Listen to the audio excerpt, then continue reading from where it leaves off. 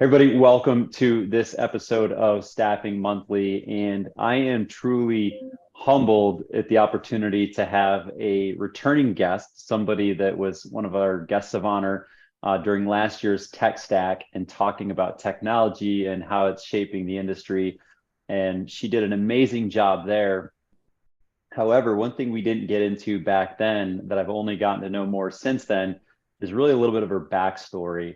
And this is actually Lauren Jones. And if you haven't checked out the Tech Stack issue, definitely go check that out and listen to her approach to moving people through kind of how to implement technology into their company. It's amazing. But today we're going to be talking about something that's probably, in my opinion, a little bit more impactful if you're trying to grow a healthy organization in the staffing industry. And I didn't really have the full understanding of her story until I had the chance to actually read this book, Together We Rise. And it is an amazing book. And if you've not heard of it, I would encourage you to go get it. There's on their website, on Amazon, on any one of their LinkedIn profiles, you can find it. It's out there, it's accessible. But it is an amazing compilation of some of the top leaders of the staffing industry stories of how their journey has been to get to the upper echelons of success in this industry. And they're all very different, but a lot of them have common denominators. And that's really what we wanted to share today. And just before I bring Lauren on, I want to share that she has this personal mission statement that I love. I think it really hits home with me. But ever since she's kind of gone through her journey, she's realized some of the transformation that she's experienced. Some of it were constraints that were holding her back. Some of it were, I guess, maybe realizations that only come with the maturation process and experiencing certain adversity and certain levels of success. But she's committed to share her story with other female leaders, other female entrepreneurs in hopes of helping them on their journey. And that is just something that I love. I really appreciate that about somebody like Lauren Jones, who's just the salt of the earth type person. So Lauren, welcome back to Staffing Monthly. Thank you for being here and sharing your story. Thank you. Well, that was the best introduction I've ever had. I don't think that will ever be rivaled. So thank you so much for having me, Dan. It's a pleasure to be back and great to see your smiling face again. Well, thank you so much. I'm the first question I really want to ask is like, how did this book come together? Like, really, there's a lot of people involved. And when you look at all of the co-authors of this book, one, getting everyone just wrangled together is amazing. But how did it even come together? Like, what was the catalyst for the idea? How did you all decide to write? Like, talk to me about that a little bit. There were a few little pivotal moments happening for each of these women. Many of us had never met. And so I opened my firm on March 2nd of 2020, as many of you know. And in 2020, SIA was going to, Exec Forum was going to be on March 9th. And like I said, I had Leslie Vickery and I have known each other for the better part of a decade, and we had remained really close. And she was so excited for me to open my firm. And she said, why don't we, celebrate you and let's celebrate Joyce, because Joyce Russell was also had her book coming out, put a cherry on top. And so Leslie, we're all planning this beautiful dinner to get together. And I think there were, 16 or 17 of us. It ended up, the lady leaders ended up with 15, but we were all planned to get together and celebrate Joyce and her book. And of course, we know the whole world shut down. And you know, you spent all of March crying in the corner. What have I done? Oh my god, I've made the most awful mistake ever. And we all just decided to get on a Zoom call, right? Let's celebrate Joyce. The world's shut down. She's supposed to have this big book reveal. I'm opening a business, Oh, let's just get together. And so we got together, we brought Joyce on to talk about her book. So we all read it, and then brought Joyce to a Zoom call to talk about the book. And then we thought, this is amazing. I mean, bringing authors to the table to talk about their book. And then it was, why don't we chat more with female authors? And so we somebody said, why don't we start a book club? So we started the Lady Leaders Book Club. Of course, me being me, I slapped a logo on it and was like, Yeah. here we go. Bought a URL, slap a logo on it, let's make this happen. And, not to be outdone, because we're, a pretty competitive group of women. We ended up having Heather Monahan, Erica Keswin, Dr. Stephanie Johnson, Gay Gaddis, these That's amazing amazing. female authors just come to chat with us. I think part of it was because they weren't busy. Everybody was home, right? Yeah. So, we had this captive audience, during this weird time, and just decided to, start having these regular meetings with other female authors. Then that morphed into doing virtual cooking classes together, virtual yoga, and we all remotely created these deep, meaningful connections. And then it came to the next level. My first 3 customers were lady leaders. We started supporting one another. Other lady leaders were looking for, they might have been looking for work, and we were helping them rise. Others, C-levels looking for advice as to how to navigate this pandemic, coming together to solve problems. And so it became this like connective tissue type of thing through this weird global pandemic. And the last author that came, not last, but because we continue to meet, but that was sort of the catalyst to all of this, was Michelle Prince. And Michelle Prince is an author of many books, but also owns Performance Publishing. And she said, how did you ladies come together? We told her the story, and she said, you have to write a book. You must write a book. This is you. I mean, the way you've supported one another, this is amazing. And so we all kind of chuckled it off. And then, she came back and she goes, I was serious. And we were in, everybody was like, I'm in. That came down to the 15 women. And Leslie and I, sort of herded all those beautiful butterflies, and you have this beautiful end result. It wasn't until the release of the book where we all finally got to meet one another in person. Oh, I had wow. never met Kim Pope. No, I had never met Kim Pope. I adore her. But now I think I've sent my youngest child with Anna to Harry Styles. I mean, we've all just created these, meaningful relationships beyond professional engagement, and it's been life-changing for many of us. Well, that's amazing. And I love to hear that. And then hearing about like you really turned something, pretty incredible out of a pretty trying time, and I can only imagine your fear and trepidation of taking the leap, pun fully intended, to start, your consultancy, and then getting news of the pandemic and not having any clue how long it was going to, last, or where it was going to go. And so I can only imagine what that was. And I will say, fun aside, and then I want to get back. I want to use your segue of being life changing. I had no idea what LEAP actually stood for. And I'm sure you've probably shared this, but I didn't the first time that we spoke. And that was just a nice little tidbit from the book. So I'll leave it there for anyone that wants to go figure that out. They can get the book and check it out. But it's pretty cool. I love it. But speaking about life changing, one of the reasons why I was so compelled to, reach out to some of the authors that contributed to this book was I want to hear their story, and I want to hear it from 2 vantage points. I want to understand like what was it about your journey that other women can learn from specifically that might be going through the same thing, and then in that regard, how can their leaders of any gender help better support these emerging women leaders to move up through the ranks of staffing and all the way up to whatever upper echelon they want to achieve. So that's one side. But I will say near the end, I'm going to ask probably 1 or 2 questions around what do the dads of daughters, like what are things that we can learn from this journey to maybe help better support, mentor, shape, our daughters as they're emerging into whatever personal and professional path. So that's really where I want to spend our time today. Is that okay? Absolutely. Awesome. So you mentioned life changing. So you've been successful at enterprise. You've been involved with enterprise staffing agencies and had level of success there. You were successful at locally owned stuff. But in the book, you talked about some challenges. You were given early opportunities for leadership at this big company, and you were met with challenges right out of the gate that felt were, I read it as a bit sabotaging. And I didn't quite understand exactly what it was. So could you talk a little bit about that? Like, what were those challenges? What did it feel like? What did you really have to push through?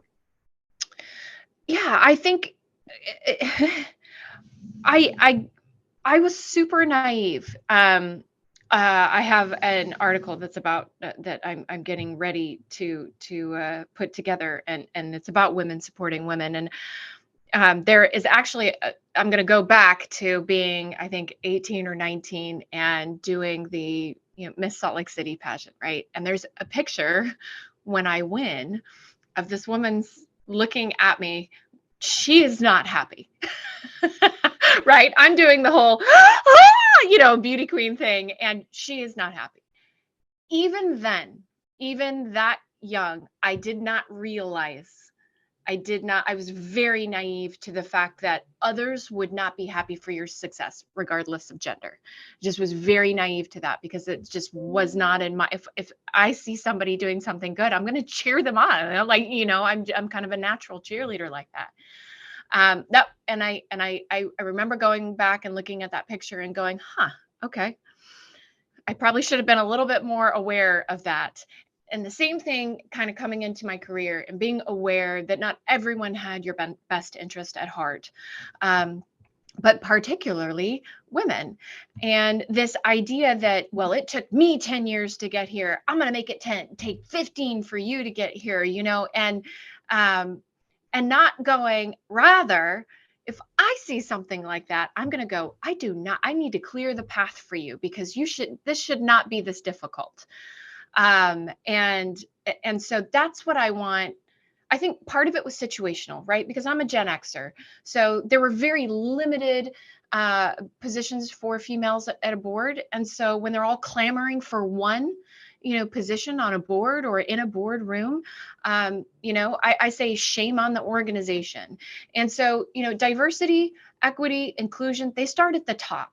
And so if you are in a position of power, Leslie says it best. If you see something, say something. If you're sitting in a room and there's an opportunity and somebody, regardless of gender, is qualified for that or capable of that, call their name out in that room.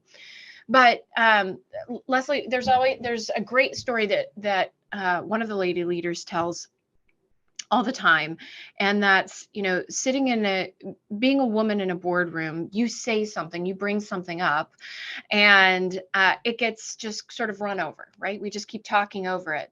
But then your male counterpart brings up that same thing, and they're met with, "That's a great idea," what have you. The right thing to do is say, excuse me, Lauren said that a little bit earlier and we sort of talked over her, or, whatever that might be. So if you're in a position to, when you see something, say something. If somebody's being talked over, if somebody's not being, if their opinion or what have you isn't being honored, if you see something, say something. And I think that what it comes down to is common courtesy and manners, I think. And so I think we need more of that. But I think people in positions of power need to be aware. And, I had a personal experience. I had some, not great. It was very difficult to write about it because what I didn't want to do, and I was afraid of doing, and I remain afraid of it, is this idea that I'm lambasting other women, because that's not how we solve this, right? I don't want to lambast another woman. I don't want to degrade another woman.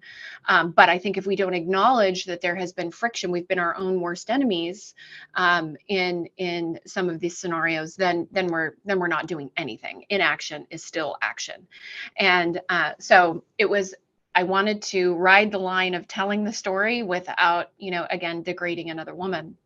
And so I've had experiences where, a leader is going to try and change who I am fundamentally. And I had a particular female leader who, made a phone call to me and said, "Your cheery disposition is not professional. And the way that you are so positive is just never going to be accepted in the boardroom. And you're never going to be taken seriously because of your cheery disposition. Now, you want to know why there's so much color in everything that I do these days? Because that experience, it was like the Wizard of Oz. I went from colorful to black and white. It was the opposite. So I tried Mm. to change myself, dim my light to be more palatable, to be more well received, because my positivity and my, you know, general smiling demeanor wasn't going to be accepted. And I don't think I don't think that's being a leader. Now that I look back on that and I look at that situation, and you know what I did, Dan? I was like, thank you so much for taking the time out of your day to give me this feedback. This is critical feedback that I'm just going to take. I'm going to ingest it. And I mean, how dumb, you know, but what do you say? But You it's have a, but it's but it's not dumb, right? It's what you know in that moment. You don't really right. know, like, what do you do with that information? It's not dumb. It's sort of natural. Like, that's how people Yeah. would respond, you know? So that's crazy. And I was crushed. And so, and what I did was I muted everything that I did from then on. And I felt like I was living in black and white. And that therein lies, you know, when you know, women in pantsuits, right? You know, we're trying to be, you know, saying you know, we're in a male dominant environment, so we're going to dress masculinely. But what, I love pants. It doesn't have to have anything to do with being in a masculine Yeah. environment. You know, it's just, it's crazy. Some of the things that, um, you know, we sort of twist ourselves into a pretzel to be something that we just organically are not, as opposed to embracing people for the skills that they have, the light that they shine into the room, and working with those dynamics to create these really meaningful teams. Instead, we, you know, look at people that are different than us and we try and make them more like that us. And you know, and women tend to be really critical of other women. And so I say no. If you see a woman wearing a beautiful pair of shoes, tell her. If you see a woman give an amazing speech, tell her. If you think she's qualified for something, say her name in a room full of opportunity. It's that type of thing. And so in 2021, I made a commitment. I said, one deliberate act a day to help another woman rise. And I literally spent 2021 chain just trying to repair relationships. If I had had friction with a woman in the past, I'm taking her out to lunch and saying we are better together. And I just was not going to be part of the problem. And that's when I just decided no more. And everything I was going to do, anything I was going to be a part of, was going to be for women, by women, with women. And and that for me was really impactful. And so now every time the lady leaders speak, we ask the women to stand up, raise their hand, and make that commitment. You look to your right, you look to your left, you look in front of you, you look behind you. These are the women that are going to help you rise, and we want you committed to helping them rise. And the power in that, the power in numbers. Look, it's going to take us. We're back to the 80s with women participating. The pandemic was not kind to women in the workforce. We're back to the 80s as far as women participating in the workforce, and we need to do better. And that means we need to support one another. So so on that side of it, I want to go back to one thing, that the advice that you gave when you were talking about Lauren in the boardroom presents a good idea and it kind of just falls flat. And then a male counterpart presents the same idea and it gets praised. And you gave actionable feedback to say, hey, if you witness that happening, say something to be like, hey, you know, Lauren just shared this. I think that's good, you know, tactical advice for the male or somebody else in the room.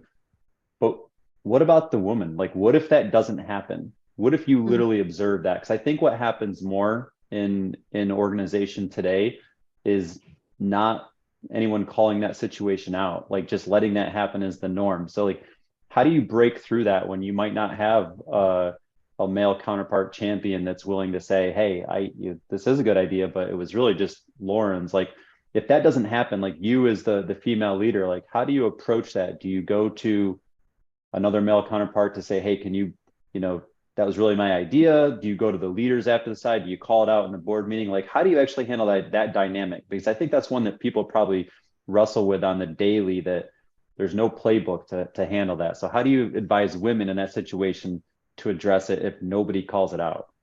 Yeah. Well, first and foremost, I think, being able to address it specifically with a person, Leslie's got some really great examples of these one-on-one conversations where we don't have to call somebody out in front of 20 people. Right. If you can privately have an exchange with somebody and say what and ask the question, what do I need to be doing differently to ensure that my voice is heard? Right. And that way we're not putting somebody immediately on the defense, but we're calling out a situation and saying, how do I do something differently? What's my part in that? And then how can you help me and how can you support me? Or I'm feeling unsupported in this boardroom. How do I change the narrative? How do I, how do I make my voice be heard? Because sometimes it's just calling attention to the fact that you see an issue that somebody else might not. And so if there's someone in that room that you have a connection with and you can have that conversation, I say have that conversation so that the next time you have an ally in the room that can help your voice be heard. And so if you're in that situation, you have, advocate for yourself. This is the one thing that if you read the book, and for your girls, right, if you want to read a great book, it's called Together We Rise. It's Marshall Goldsmith and Sally Helgeson, and it calls out some of the things that women do to somewhat sabotage themselves in situations of leadership and growth. One of them is diminishing and ruminating, and diminishing in particular is, where we make ourselves smaller. And if you're a Ted Lasso fan, are you a Ted Lasso fan? I love Ted Lasso. I binged the whole Okay. thing. Okay, so Rebecca, she Yeah. gets really big when she walks in a room, right? Yeah. That's what we as women need to do. We need to get really big. And that doesn't mean that we come in, knocking crap over and, and being big and loud. It just means we need to take up our space. And you'll notice women walk in a room, they get up out of their chair to give their seat away. And so why do we do that? And so Marshall and Sally kind of go into some of the whys of this and how we overcome things like ruminating, perfectionism, diminishing, and a myriad of other things that we tend to do, again, to either sabotage or just not make room for ourselves. So that's fascinating. And the fact that you threw Ted Lasso out there, one, I don't know if you have you ever seen the movie Coach Carter? Oh, I mean, that would have been a long, long time ago, Dan. Yeah, But yes. it's a good one. So when you were talking earlier, it called me this, but then you mentioned the piece about Ted Lasso, and it reinforced this. So I want to share it. There's a scene, and it plays out throughout most of the movie, where Coach Carter is actually asking one of the players, Cruz, what is your deepest fear? Right. And this is a tough guy. This is the guy that literally fronts like he's got no fears whatsoever. And he keeps asking him this. And he just, what is your deepest fear? And the kid has no answer. He's like, I'm not afraid of anything. I'm not afraid of anything. He says this, you know, and then finally in the end, and I won't go through the entire quote, but at the end of the movie, like when they're kind of getting to the turmoil piece or the reveal of the whole plot, Cruz finally stands up and he finally hits that level of maturation, and he realizes, and he provides an answer to the coach. And it's one of the most impactful answers. And again, I won't read the whole quote, but it's like, our deepest fear is not that we're inadequate. Our deepest fear is that we're powerful beyond measure. It is our light, not our darkness, that most frightens us. Your playing small does not serve the world. There's nothing enlightened about shrinking so that other people won't feel insecure around you. We are all meant to shine as children do. We were born to make manifest the glory of God that is within us. It's not just in some of us, it's in everyone. And he continues to go on and share that quote, but it's just like that piece about, we're typically more afraid of our own power and what we're capable of than our own limitations. But more importantly, like, we're not meant to shrink. We're not meant to scale back into the shadows. We are meant to rise up and empower other people through our actions, because when we set forward and we take that leap and we take those risks to be great, we're actually giving other people permission to do the same thing. And if so, I love that. Anyway, if you've not seen it, it's worth going and watching the YouTube video I'll go watch it again. of that quote. It's I'll go just watch it again. It's been a long time, but it's a goodie. so. But let me ask this. Okay, so that's good advice. Another situation that I think plays out regularly, especially with women leaders, but not even, I'm going to say not even necessarily leaders under the title of managers, but just leaders of any level of the organization, is you called out specifically that you felt like you were constantly having to justify your worth. You were second guessing decisions. You were having to always justify your worth, and you were maybe even silencing your needs, not even willing to put forth maybe negative feedback or critical feedback, or say, hey, I need this in order to accomplish this, and in a sense, sabotaging yourself. So like, can you recall a specific scenario that is still maybe part of your story, or sort of you're emotionally invested in, to say, hey, this is a situation where I second guessed myself, or I felt like I didn't properly share the needs that I had and it prevented me from being successful? Like anything like that? I mean, I think I did that much of my career. I just took what was given to me, and I took what, and part of that was working on my own confidence. And so I think that when we're looking at what can we do differently with young women, it has to start with confidence. Particularly with girls, I have two girls, and I gave a speech, and I said, tell me about it. Like, stand up if you can remember the time where you felt totally unencumbered, totally like you didn't care what anybody thought. And I had to go all the way back to the kindergarten talent show. It was the last time I felt um, that I didn't care. I felt totally confident. There was a talent show. I got up and I sang La Cucaracha. Okay. But I sang it with fervor, and I sang it just unencumbered. I remember it was outside. I remember the sun beating down on me and everybody standing up and clapping, and I felt the most confident in that moment. And women, we start to chip away at our own confidence very early on. And whether it's from the negative comments from other girls, or the judgment of ourselves, confidence just gets chipped away slowly and slowly and slowly. And I think to myself, some of the things I did when I was younger, like a beauty pageant, I think today, oh my God, I'd never have the courage to go and do something like that again. But, because we're just filled with so much confidence when we're younger. And yet over time, the judgment, harsh words, and then our inner self-talk just slowly chip that away. And so I think, working on your confidence is just like going to the gym. It is a muscle that you must exercise. It must start young. I work with my girls all the time on how they talk to themselves, how they talk to other people. And I think that, Leslie has her evil DJ. And I have my shitty committee, because I got more than one person up in here telling me all sorts of things. But it's those internal narratives that tell you that you can't do something, or you shouldn't do something, or you're not qualified to do something. And I think it just comes down to, why not you? And that's where I am finally, is why not you? And then if not you, then who and why? So, and that's why, we have to embrace all of these. There's plenty of room for all of us up on this stage. There's plenty of room for all of us to rise. And I think that that's when women finally believe that there is room for them, and that men and other allies are going to make room, that's when we'll have true change.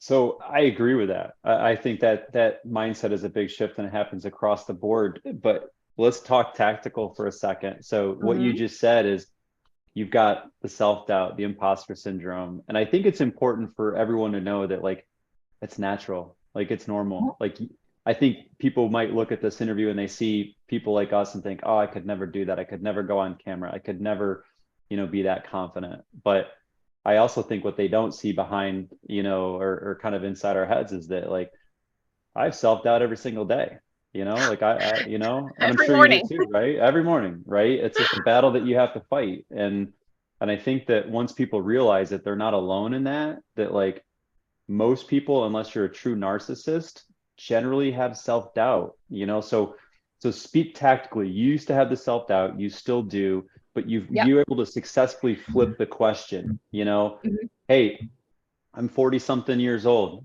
how that's just too old to do this. Like, Uh-huh. how do you flip that to like, hey, I'm young. I'm just getting started. Like, how do Yeah. you mentally make that shift, and then live it out every day? Like, what do you really go through? Like, like be real with me. Like, how do you make that happen? So my shift started with gratitude.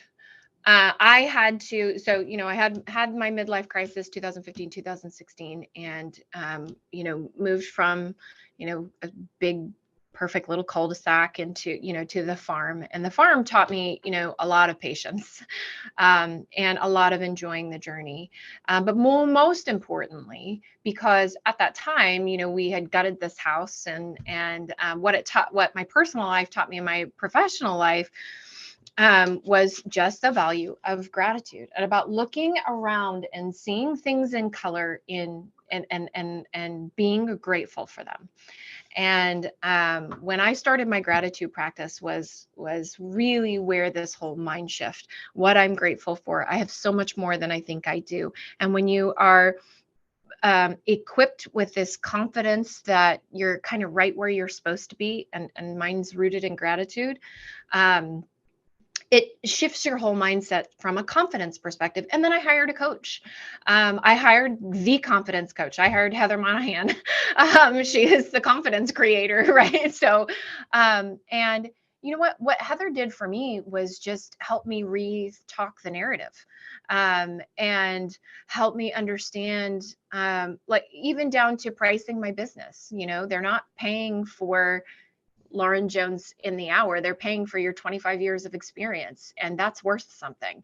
And, getting up on that stage and little things, particularly with speaking, because I have significant stage fright, which is interesting because I was a professional musician. But holding the microphone and speaking words, and holding the microphone and having an instrument or singing or what have you, is entirely different than speaking. And so, the stage fright that I had, like knee shaking, back sweating, feet sweating, armpit sweating, hands wet type of stage fright. And so when I see other women who are like, I could never do what you do, I'm like, you absolutely can, because mine is messy and ugly, but I do it. And then that's the other thing. That's the last thing is I am a reformed perfectionist. That's what I am, a recovering perfectionist, right? I still have this OCD, right? That I struggle with because I have anxiety, like, just plain and simple. And so I tend to be on the OCD side. But what my husband taught me, what Leap taught me, um, is he's kind of a build your wings on the way down kind of guy, right? I'm the Sally safety. Where's the equipment? Is there a net? Is somebody going to catch me? What's going to happen there? And what I have discovered is that the difference between me and the person not on the stage is that I took action and I decided to do it, even if it was going to be messy and ugly, and I was going to make a mistake and I was going to fail. Look, my first couple talks were, I mean, I feel bad. Somebody paid for that. Yeah. Paid for their ticket to come and see us, because I'm like, oh God, it was so terrible. But everyone starts somewhere. And the day you realize that somebody else fell on their face, before you got up on that stage, is the day that you're going to go, I can do this and I'm perfectly capable of doing it. And it's okay if it's messy. I always call myself the hot mess express, because, right now, my husband just started a podcast, and he was just like agonizing over the first episode, and I'm like, put the first episode out, it's going to be garbage. I'm just going to be prepared Yeah. for it to be a big puddle of muck, but just put it out. Because what happened after the first episode came out, the second episode came out, the third, the Yeah. fourth, and you just start doing it, and you get better and you get better and you get better. But we're all so afraid that we're not going to do it perfect the first time. Just be okay with that. Yeah, I love that. And that honestly, like that's my wife just asked me within the last couple of days. She's like, "What?" She's like, she's like, you're probably more successful than the average person. She's like, how do we convey that to like our children? Like, how do you like, what do you teach them? She's like, I feel like that's not taught in a classroom, you know? And I had to think about that. And I was like, yeah, what did I learn? Like, what is it? And there's so many mindset things, but it all starts with mindset. It really does for me. But to affirm your point there, one thing that I've always kind of I guess taken root with or just believed in is that like even if I try and trip and fall flat on my face, at least I'm like 5 feet 10 inches closer to where I want to be, right? Yeah. And like I'm perfectly okay getting up and dusting myself off. And I think what most people that are afraid to take that first step are, they actually think that people will judge them based on falling flat on their face. And the reality is, there's going to be haters out there that do that. And that's just because you're only affirming their own insecurities, that they're not willing to take that step. That's all it is. It's all about them and how they view themselves, not anything to do with you. What they don't realize, though, is that there's more people saying, oh my God, I could never do that. I can't believe that she took that step. I can't believe that she got on that stage. I can't believe she volunteered that idea. That's amazing. And even if it's a complete failure in your own mind's eye, there's so many people looking at you, realizing that, wow, she did it.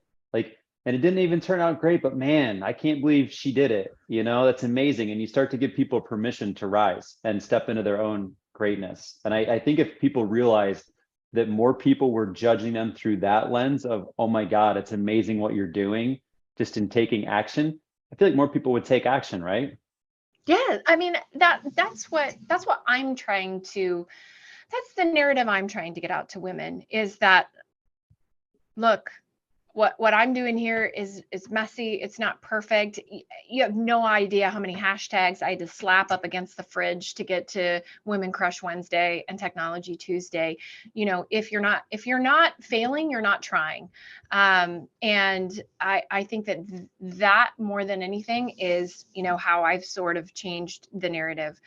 um my husband, he's like, when I was started doing Technology Tuesday, you know, he was like, you sound kind of like the ShamWow guy, right? And This thing sells itself. yeah, it sells itself. Why aren't you wearing this technology? You know, all for $9.99. You know, and he's totally right. But what he was giving me a hard time is my ums and uhs, right? My ums and uhs, and as I'm getting into my ShamWowing and then he had his own experience with the podcast and the ums and uhs and the Yeah. filler words that we have. My filler word is right, and so it's it's being okay with giggling at yourself and being okay with somebody else giggling at you too. And I with as much followership as I have now, and this is going to sound, you know, I get a lot of nastiness too. And it surprises me that there are still people, regardless of gender, that, you know, want to be keyboard hate warriors. And you know what, just be okay. They're out there, they're angry, they're going to say stuff. And now I look at it and I just go delete, and I move on. And so, because, you know, their opinion of me is none of my business. And I simply don't care anymore. And so when women can get to that point, and it's not about being brazen, it's just about believing in yourself enough to take the next step. And if you can just go and capture a little bit of that belief, and when you can't believe, you need to find a woman that believes in you. And that's what I have in the lady leaders. And that's, you know, it took me 46 years to find a network of women. You know, I'm almost 50 now, and I will not let these women go. I would take a bullet for each one of these women. And so that's my rally cry to women, is that it should not have taken me 46 years to get a group of supportive women. That's absurd. And so I don't want any other woman to have to wait 46 years for that. I want you to have it the minute you're coming into our industry. I want the staffing industry to be the one that welcomes young budding female leaders into this industry and shows them the path to excellence. And if it's the C-suite that they want, great. Let's show you how you get there. And that's what I envision. I love that, and I honestly couldn't even manufacture a better way to end. That was such an emotional plea. I love it. So that being said, how do other people out there, how do other emerging leaders or other maybe women leaders that haven't found their tribe yet, how do they not take 46 years? Like, what do they got to do to connect with you or create that for themselves? Get involved. You know, there are things that your organization can do for you. Join the women's group with ASA. There are so many ways to get connected in this industry. And if you don't know how, you reach out to me and I will show you the way. You reach out to any lady leader and they will show you the way. If you don't know where to start, you can always reach out to me. But what I would say is get involved locally. Every Friday I give 3 hours to mentoring other rising female leaders. And my advice to get involved in your community. If you're new to a geography, go volunteer your time. Starting as a servant leader will always come back to you. And when you're engaging in that servant type of mentality, you're going to meet other like-minded people, and that's the tribe that we're trying to get around you, to help rise you up. And so if you don't have a tribe, you've got to work for it. You've got to find it, and there are ways that you can do that. And if you don't know the path, either another woman from the Lady Leaders will show you the way. Anybody who's engaged with us will show you the way. But you've got to put in the work too. I love it. Well, Lauren, thank you so much for sharing a little bit more about your journey and actually talking about some real life scenarios that women leaders might find themselves in, and some practical advice on how to navigate that, not just for the woman leader, the woman that's on that journey, and how she needs to accept her role and responsibility in that, but also how to actually engage other people to create that alignment. And hopefully this industry can take shape of that, and together we rise. That's right. Well, if any industry can do it, I think that we are the most capable. So together we Absolutely. really do right. Listen.